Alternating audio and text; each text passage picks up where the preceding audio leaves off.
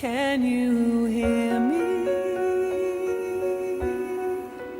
Can you see it?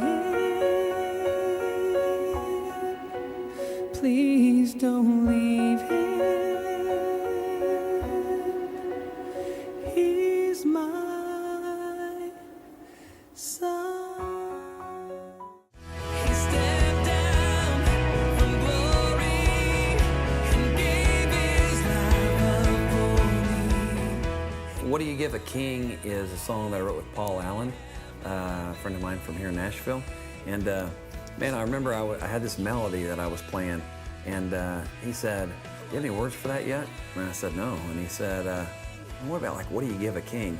And I stopped and I was like, oh my gosh, that's really good. And so we were working on the first verse, and we just it just rolled out. When your hands are empty and your best is broken at your feet, and the ashes left from past regrets are all you have to bring, what do you give a king?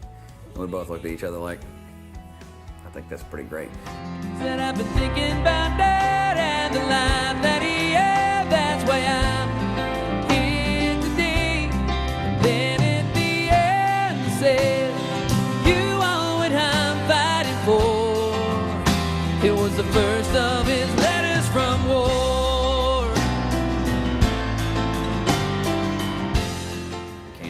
Sometimes we try to stay safe and say, God, if you'll just, please keep me safe on this trip or this, and God's like, hey, come on, that's a chip shot for me.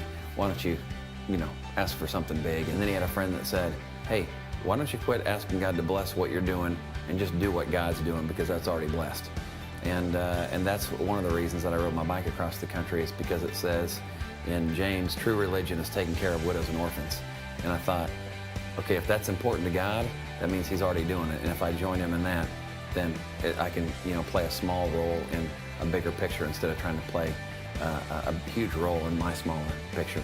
And I hope people take that away when they come to the concert. I think we keep showing them examples of what's possible when God's your strength as opposed to your own strength.